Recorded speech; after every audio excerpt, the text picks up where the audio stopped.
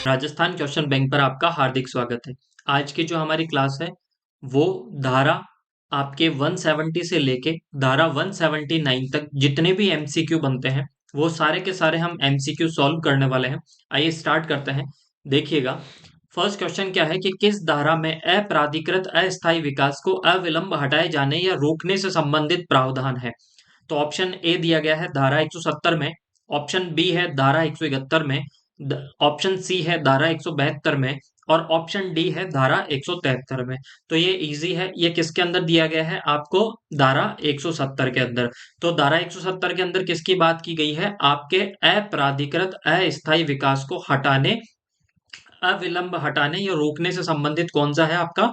धारा 170 है। I hope आपको ये चीज याद रह जाएगी। अच्छा, धारा 172 के अंदर क्या बता रखा है? तो धारा 172 के अंदर आपको उपगत व्ययों की वसूली से रिलेटेड है। किसके है?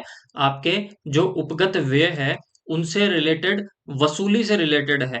ठीक है, याद रह जाएगा, उपगत व्ययों की वसूली से रिलेटेड है। कौन सा आपका? धारा 172। अच्छा, 173 क्या क्या क्यों नहीं होगा? क्योंकि इसके अंदर क्या बता रखा है? इसके अंदर आपके बता रखा है जो आपके स्कीम है, ठीक है, आपके स्कीम और परियोजना या योजना, सॉरी परियोजना नहीं, स्कीम और योजना, ठीक है, स्कीम और योजनाओं की विषय वस्तु इनसे रिलेटेड है। ये चीज आपको याद रह जाएगी। ठीक है, तो ये इसलिए नहीं होगा। अच्छा, धारा 171 भी इसका आंसर नहीं होगा। फिर नेक्स्ट देखिएगा आप, अप्राधिकृत अस्थायी विकास के संदर्भ में निम्नलिखित कथनों पर विचार कीजिए। नगर पालिका इसे रोकने और भूमि को पूर्व स्थिति में स्थापित करने हेतु लिखित आदेश जारी करेगी। ये बिल्कुल सही है। ये कथन क्या है? सत्य है। नोटिस की 30 दिन में अनुपालना की जाएगी। ये कथन क्या है? असत्य। हम किसकी बात कर रहे हैं? धारा 170 की। और धारा 170 के अंदर ये स्टेटमेंट लिखा गया है कि नोटिस के 15 दिन के अंदर क्या होनी चाहिए? आपके अनुपालना होनी चाहिए। तो 30 दिन नहीं है, वहां पे कितने दिन लिखा गया है? आपके 15 दिन लिखा गया है। ये चीज आपको याद रह जाएगी। ठीक है, नेक्स्ट, अवज्ञा किए जाने पर नगर पालिका अधिकारी बिना नोटिस के निर्माण को रुकवा या हटवा सकता है। ये भी आपका स्टेटमेंट सत्य है। तो इसमें से कौन सा सत्य हो जाएगा? आपके ऑप्शन नंबर 1 और 3 यहाँ पे करेक्ट है। तो ऑप्शन नंबर सी यहाँ पे आपके करेक्ट हो जाएगा। अच्छा देखो, धारा 170 के अंदर हमने पढ़ा था कि अस्थाई, ठीक है, अप्राधिकृत अस्थायी विकास को हटाने या रोकने की जो शक्ति है ये आपको धारा 170 के अंदर है। और 170 के अंदर ही हमने पढ़ा था कि नगर पालिका क्या देगी? आदेश देगी कि इस जो भूमि है इसको क्या किया जाए? पूर्व स्थिति में लाया जाए। इसके लिए नोटिस देगी। और नोटिस में कितने दिन का समय मिलेगा आपको?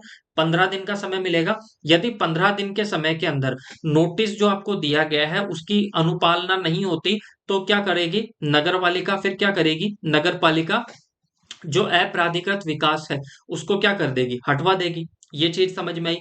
फिर भी अप्राधिकृत विकास को हटवा दिया और सपोज उसके बाद में आपने वापस कंस्ट्रक्शन करवा लिया, रीडेवलपमेंट उसको आपने करवा लिया, तो फिर क्या करेगी? फिर नगर पालिका नोटिस नहीं देगी, बिना नोटिस के भी क्या कर सकती है? उस जो आपके अप्राधिकृत विकास हुआ है उसको हटवा सकती है। मेरे हिसाब से ये तीन चीजें समझ में आई होगी। नेक्स्ट देखिएगा आप, धारा 170 में वर्णित अस्थायी प्रकृति का विकास क्या है? इसका निर्णय कौन करता है? देखो, हमने अभी धारा 170 के अंदर हमने पढ़ा कि अप्राधिकृत अस्थायी विकास को हटाने या रोकने की शक्ति, ठीक है, यह हमने 170 में पढ़ा। पर अस्थायी प्रकृति का विकास कौन सा होगा, कौन सा नहीं होगा? अप्राधिकृत विकास कौन सा है या कौन सा नहीं है? इसका निर्णय किसके द्वारा किया जाएगा?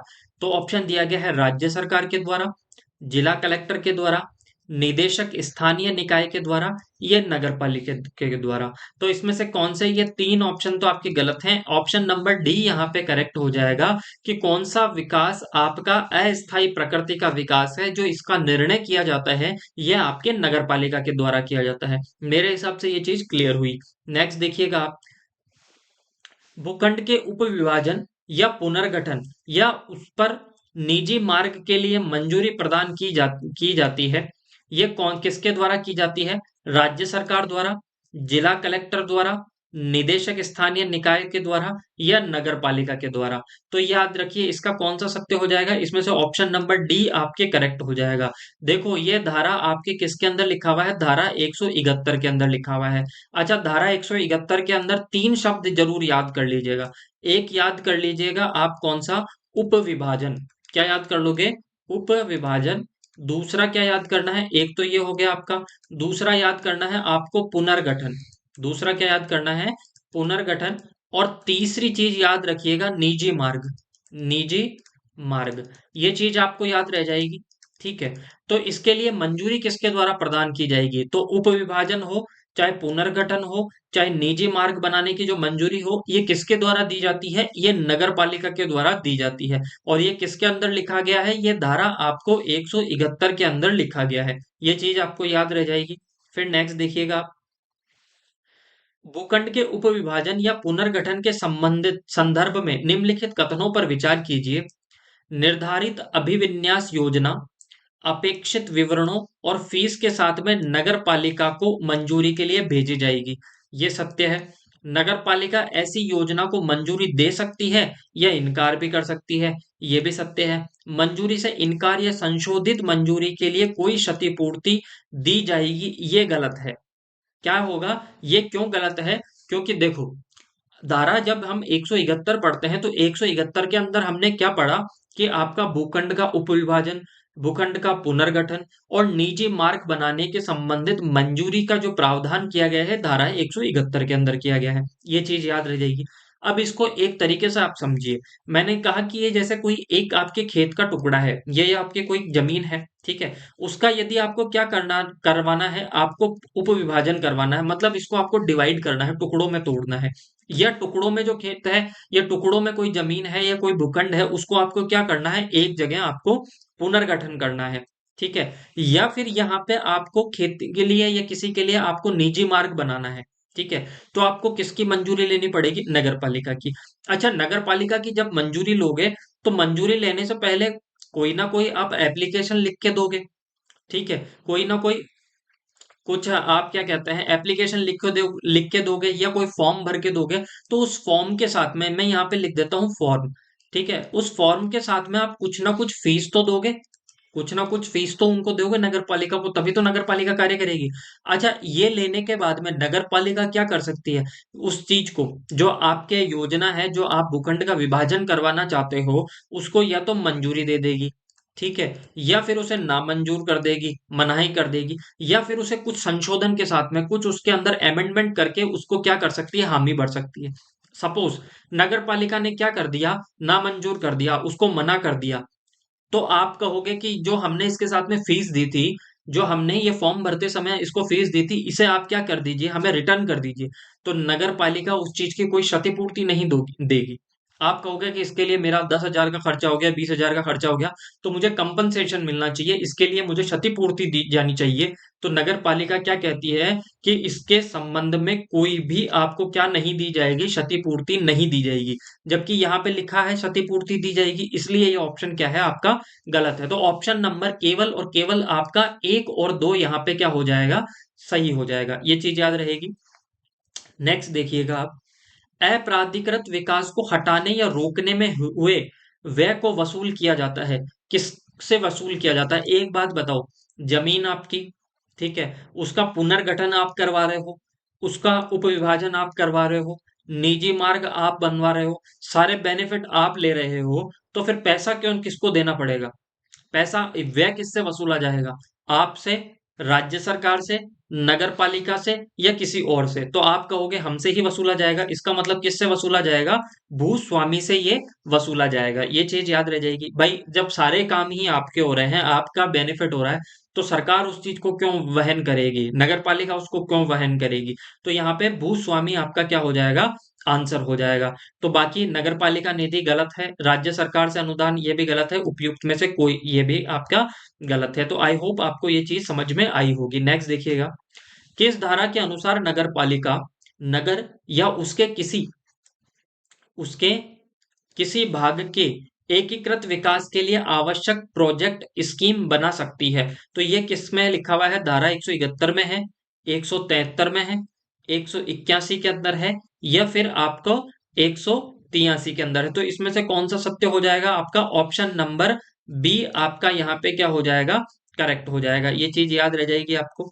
नेक्स्ट देखिएगा आप, नगर पालिका द्वारा निर्मित किसी प्रोजेक्ट स्कीम के प्रारूप में निम्नलिखित में से कौन सी प्रविष्टियों को शामिल होगी?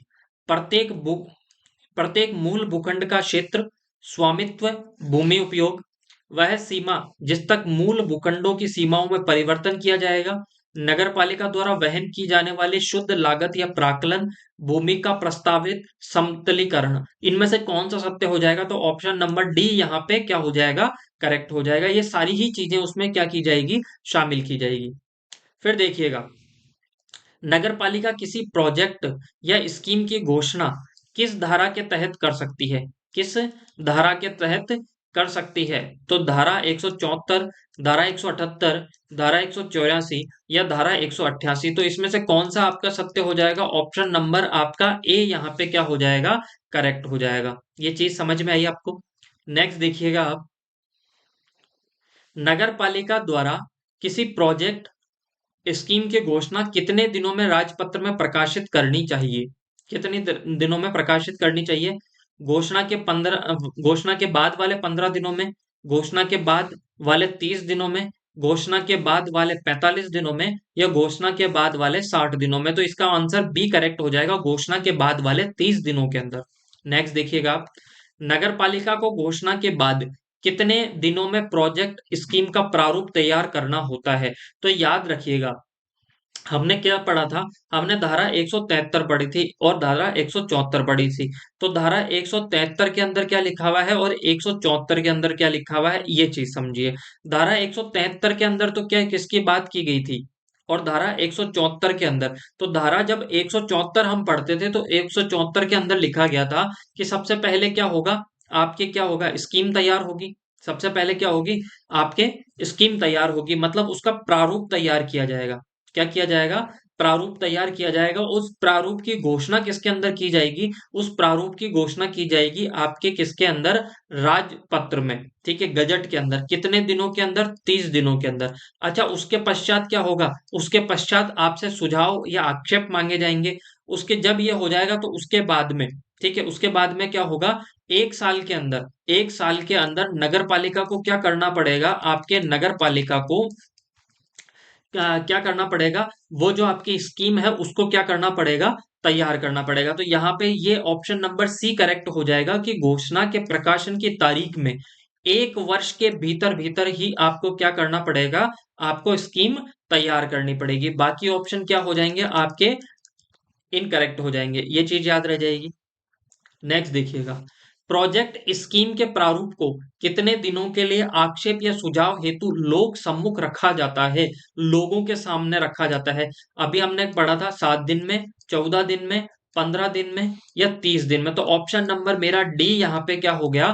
करेक्ट हो गया। कितने दिनों के लिए सुझाव आपेक्ष आक्षेप के लिए रखा जाता है? तो 30 दिनों के लिए। नगर पालिका द्वारा निर्मित किसी प्रोजेक्ट या स्कीम के संदर्भ में निम्नलिखित कथनों पर विचार कीजिए। नगर पालिका प्रोजेक्ट या स्कीम के अनुमोदन के पश्चात उसे राजपत्र में प्रकाशित करेगी। उसे राजपत्र में प्रकाशित कर सकेगी। किसके पश्चात में? नगर पालिका प्रोजेक्ट और स्कीम के अनुमोदन के पश्चात उसे राजपत्र में प्रकाशित करेगी। ऑप्शन नंबर 1 मेरा करेक्ट है। इस प्रकाशन की तारीख में ही स्कीम का प्रवर्तन में आ जाएगी। ये गलत है। देखो, इस प्रकाशन की तारीख, इस प्रकाशन की तारीख, यहाँ पे ये गलत है। जिस दिन आपका प्रकाशन होगा उस स्कीम का, क्या होगा?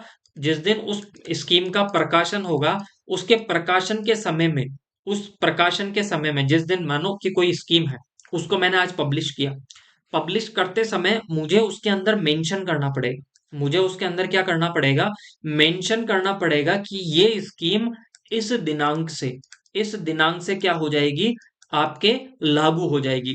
तो यहाँ पे तो इसने ये गलत लिखा है, प्रकाशन की तारीख के दिन आपको ये बताया जाता है कि ये स्कीम इस तारीख से लागू होगी, जबकि इसमें लिखा है कि इस प्रकाशन की तारीख में ही स्कीम प्रवर्तन में आ जाएगी, ये गलत है। प्रकाशन होते ही स्कीम लागू थोड़ी ना हो जाएगी।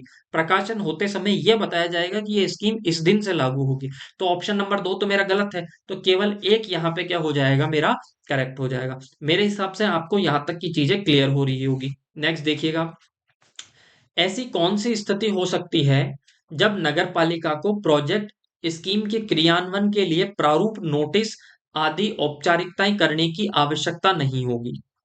देखिएगा, यदि प्रोजेक्ट स्कीम में निहित भूमि नगर पालिका की हो, बिल्कुल सत्य है। प्रोजेक्ट स्कीम में क्रियान्वयन में किसी भवन को तोड़ा जाना शामिल ना हो, यह भी सत्य है। भूमि पर रहने वाले लोगों को हटाया जाना शामिल ना हो, यह भी सत्य है। तो ऑप्शन नंबर डी यहाँ पे क्या हो जाएगा, मेरा करेक्ट हो जाएगा। याद रखिएगा, ऑप्शन नंबर डी मेरा यहाँ पे करेक्ट है। ठीक है, ये चीज आपको समझ में आई। नेक्स्ट देखिएगा, किस धारा के अंतर्गत नगर पालिका को पुनर्विकास स्कीम प्रोजेक्ट बना सकती है? तो पुनर्विकास स्कीम प्रोजेक्ट का लिए कौन सी आपके सही हो जाएगा, ऑप्शन नंबर ए मेरा यहाँ पे क्या हो जाएगा, करेक्ट हो जाएगा। देखो, पुनर्विकास स्कीम से रिलेटेड मैं एक चीज बता देता हूं आपको। आप एक बात बताइए, आपका जो घर है, ये मकान है, उसको आप दोबारा कब तुड़वा के, कब आप उसे रिकंस्ट्रक्शन करवाते हो? जब आप कब करवाते हो, जब आपको ये लगे कि ये जो मेरा पुराना मकान है, ये बड़ा कंजर्वेटेड है, ठीक है, क्या है, कंजस्टेड, कंजर्वेटेड नहीं, कंजस्टेड है, मतलब सिकुड़न है इसके अंदर हवा प्रॉपर नहीं आ रही, इसके अंदर लाइट प्रॉपर नहीं आ रही। सेम सेम क्या होता है कि कोई पुरानी कॉलोनी बस गई, और उस कॉलोनी के अंदर ना तो प्रकाश की सुविधा है, ना उसके अंदर हवा की सुविधा है, ना उसके अंदर पानी का सुविधा है, ना उसके अंदर प्रॉपर ड्रेनेज सिस्टम है। तो फिर क्या होगा, नगर पालिका के अंदर जो मुख्य नगर पालिका अधिकारी है, ये क्या रहेगा, एक अपना डिसीजन लेगा कि इसको मैं क्या करवाऊंगा, आपके वापस से इसे पुनर्विकास करवाऊंगा। तो ये अधिकार किसके पास में होता है, यह अधिकार होता है सीएमओ, मुख्य नगरपालिका अधिकारी के पास में। और ये धारा 175 के अंदर लिखा हुआ है। देखो, निम्नलिखित कथनों पर विचार कीजिए, प्रोजेक्ट या स्कीम के तैयार होने के बाद में जिला कलेक्टर उसे नगर पालिका के समक्ष अनुमोदन हेतु रखता है, यह गलत है। नगर पालिका उसे यथा स्वरूप या साथ संशोधनों के साथ स्वीकार या अस्वीकार कर सकती है। क्या कर सकती है, अस्वीकार कर सकती है, यह सत्य है मेरा। नगर पालिका मुख्य नगर पालिका अधिकारी से अपने निर्देशों के अनुसार नवीन स्कीम तैयार करने की अपेक्षा कर सकती है, ये दोनों ही सत्य है। कि अगर नगर पालिका चाहे तो मुख्य नगर पालिका अधिकारी से ऐसे अपने निर्देशों के अनुसार क्या करवा सकती है, नई स्कीम तैयार करवा सकती है। नगर पालिका उसे संशोधनों के साथ में क्या कर सकती है, स्वीकार कर सकती है या अस्वीकार कर सकती है। देखो, थोड़ा सा कंफ्यूजन हो रहा होगा, मैंने बात कर रहा हूं यहाँ पे पुनर्विकास स्कीम की। किसकी बात कर रहा हूं मैं, पुनर्विकास स्कीम की मैं बात कर रहा हूं। देखो, कोई कॉलोनी है, वो कॉलोनी डेवलप्ड हो चुकी है। अब वहां पे मुख्य नगरपालिका अधिकारी ने ये डिसीजन लिया कि मैं इसे क्या करूंगा, मैं इस जो ये आपके कॉलोनी है, इस कॉलोनी को क्या करूंगा, वापस से रीडेवलप करूंगा। तो उसे नगरपालिका के द्वारा अनुमोदित करवाना तो आवश्यक है।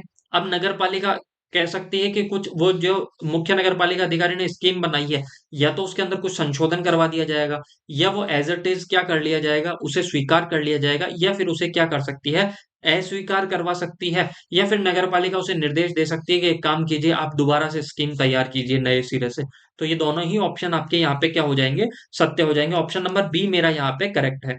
नेक्स्ट देखिएगा, धारा 177 प्रावधान करती है कि प्रोजेक्ट या स्कीम में शामिल क्षेत्र में स्थित भूमि या भवन का उपयोग प्रारंभ या परिवर्तन या कोई विकास कार्य राज्य सरकार की अनुमति के बिना नहीं किया जाएगा।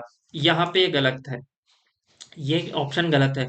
प्रोजेक्ट या स्कीम में शामिल क्षेत्र में भूमि या भवन का उपयोग का प्रारंभ या परिवर्तन कोई विकास कार्य राज्य सरकार की अनुमति के बिना नहीं, नगर पालिका की अनुमति के बिना नहीं किया जाएगा, ये एक गलत है। तो जिस जिस ऑप्शन में एक लिखा हुआ है वो तो मेरा ऐसे ही गलत हो गया, सभी कथन सत्य हो नहीं सकते। तो ऑप्शन नंबर बी मेरा यहाँ पे करेक्ट है। ग्रामीण सीमाओं में ग्राम पंचायत द्वारा अनुमति दिए जाने पर विकास कार्य किया जा सकता है, ये सत्य है। अनुमोदित प्रोजेक्ट स्कीम धारा 166 से 172 तक के उपबंध लागू होंगे। ये भी आपका करेक्ट है, तो ऑप्शन नंबर 2 और 3 मेरा यहाँ पे करेक्ट हो गया। नेक्स्ट देखिएगा, कौन सी धारा प्रोजेक्ट स्कीम के व्यपगत होने से संबंधित है? धारा 168, धारा 178, धारा 188 या धारा 198? तो कौन सा हो जाएगा? ऑप्शन नंबर मेरा बी यहाँ पे करेक्ट हो जाएगा। अच्छा, धारा 178 के अंदर क्या है? धारा 178 के अंदर है कि यदि नगर पालिका ने कोई भी स्कीम बनाई, क्या बनाई? कोई भी स्कीम बनाई और वो स्कीम 2 साल तक लागू नहीं हुई, 2 साल तक उसका क्रियान्वयन नहीं हुआ, 2 साल तक वो क्या नहीं हुई, लागू नहीं हुई, तो फिर क्या होगा? तो फिर वो स्कीम क्या हो जाएगी? लैप्स हो जाएगी, व्यपगत हो जाएगी, खत्म हो जाएगी। ये बताया गया है आपको धारा 178 के अंदर। नेक्स्ट देखिएगा आप, नगर पालिका द्वारा